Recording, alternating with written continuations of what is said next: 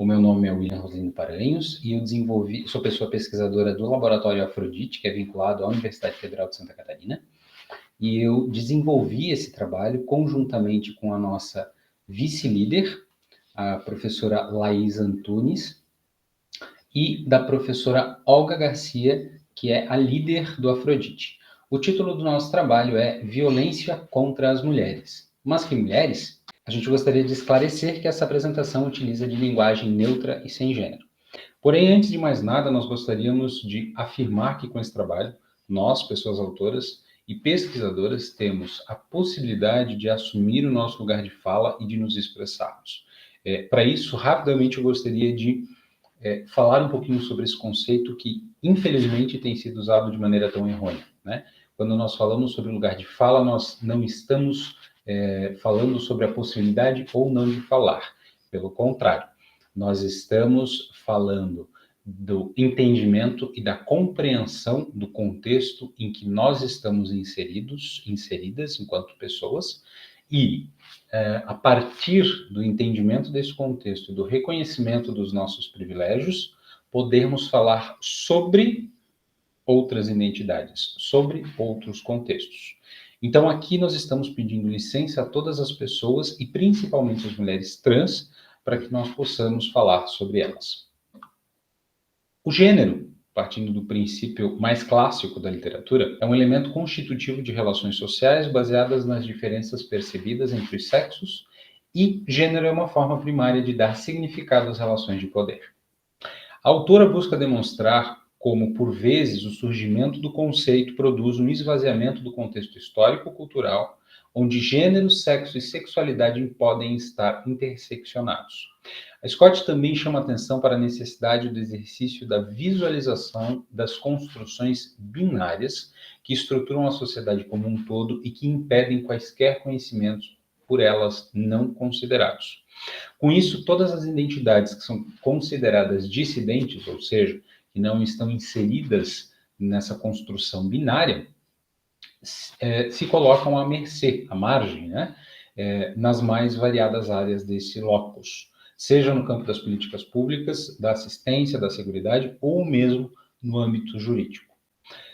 As pessoas transgêneres, transexuais, ainda possuem, pouquíssimas ações desenvolvidas que amparem as suas identidades enquanto pessoas transgêneres e transexuais.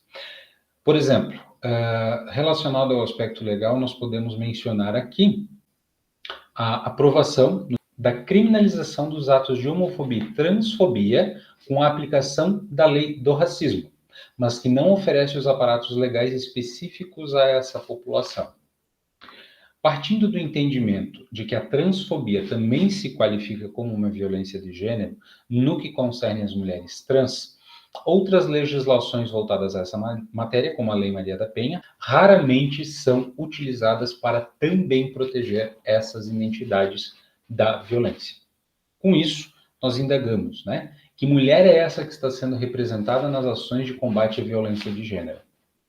O objetivo desse estudo é identificar as lacunas, barreiras e potencialidades existentes na literatura acerca do enfrentamento das violências doméstica e familiar praticada contra mulheres trans. E, para tanto, nós definimos como pergunta norteadora da nossa pesquisa qual o estado da arte e da literatura acerca do enfrentamento das violências doméstica e familiar praticadas contra as mulheres trans. Para que nós possamos alcançar esse objetivo, né, nós definimos, então, que iríamos realizar uma revisão sistemática da literatura. Esse processo favorece a ampliação do olhar das pessoas pesquisadoras, propiciando a identificação de lacunas e evidências sobre a temática em questão, imprescindível na busca de evidências, informações e gaps em referência ao objetivo proposto em plataformas de bases de dados a respeito do tema em questão, com coerência e autenticidade. Primeiramente, nós construímos, adaptado de Paranhos, Vilardino e Lapoli, um quadro conceitual que nos norteasse nesse processo de revisão sistemática. Então, ele traz ali a descrição do quadro conceitual, o contexto, né, que está ligado ao combate à violência de gênero contra mulheres trans, e as fontes de dados, as fontes de pesquisa, que são as bases Scopus, Web of Science e Seattle. Na primeira etapa, então, traduzimos os termos violência de gênero e transgênero para a língua inglesa, possibilitando a maior amplitude nas buscas. E esse primeiro quadro apresenta os retornos que nós tivemos em cada base de dados. Essa primeira etapa possibilitou algumas considerações, algumas constatações. Primeiro, que a grande maioria dos estudos realizados acerca dos termos pesquisados se concentram no Ocidente e tem mulheres como principais autoras. O segundo ponto que foi constatado, que a partir do ano de 2014 é que começaram a figurar mais do que uma publicação nas bases. No período anterior, muitos anos possuíam um número de publicações zeradas. Com isso, nós definimos que iríamos excluir os termos violência de gênero e transgênero em separado. Iríamos também excluir a base Cielo, que ofereceu pouquíssimos retornos ou mesmo nenhum. E também definimos esse critério de tempo, né, selecionando os artigos entre 2014 e 2021. E aí, então, nós tivemos esses retornos, fazendo um total de 103 publicações. Nós posteriormente, excluímos todos os títulos que estavam duplicados ou triplicados, atingindo um total de 71 pesquisas, sendo 44 da Scopus e 27 da Web of Science. A quarta etapa consistiu na leitura dos títulos, das palavras-chave e dos resumos dos artigos, possibilitando a análise da sua adesão ao quadro conceitual que foi traçado anteriormente, o qual gerou uma obtenção de 11 artigos selecionados para a leitura integral.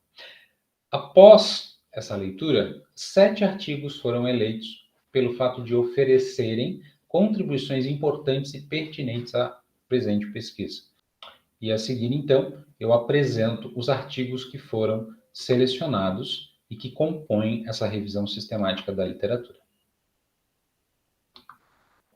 Então, primeiramente, talvez a mais importante e expressiva das barreiras encontradas, né, concerne na grande quantidade de estudos que tratam da violência contra pessoas trans como transfobia apenas.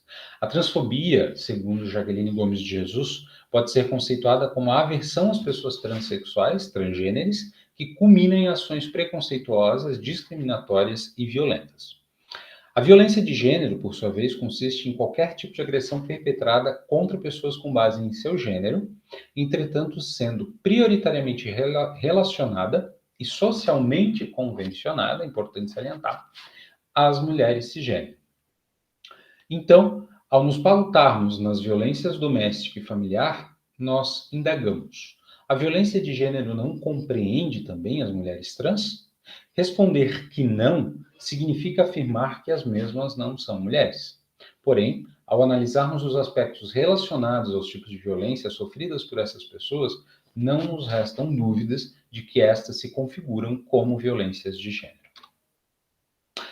Com relação às lacunas que relacionam ao enfrentamento das violências praticadas contra as mulheres trans e a sua intersecção com outras categorias, é uma das mais expressivas. Dessas intersecções a gente pode citar, né, a idade, a história de encarceramento, a deficiência, o envolvimento no comércio do sexo, bem como as questões étnico-raciais.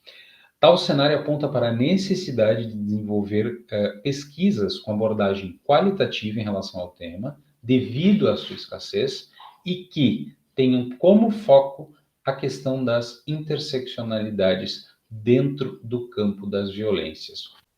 Já as potencialidades estão concentradas principalmente nas estratégias sugeridas para impulsionar as medidas que ajudem mulheres trans no enfrentamento contra a violência doméstica e familiar, a saber, a necessidade de uma abordagem preventiva e multidisciplinar, o atendimento por equipes multidisciplinares que façam um acolhimento com empatia e ausência de estereótipos de gênero e julgamento moral, espaços específicos, ou seja, locais para locais e serviços, né, para o desenvolvimento de locais e serviços, onde essas pessoas possam buscar por um atendimento e ajuda, a criação de políticas que incluam de forma efetiva essa população e, por fim, também como uma potencialidade, esse estudo sugere que haja um investimento no que se refere ao apoio social, acesso à educação e oportunidades de emprego específicas a essa população, Essas são as nossas referências. E o nosso muito obrigado, obrigada e obrigado.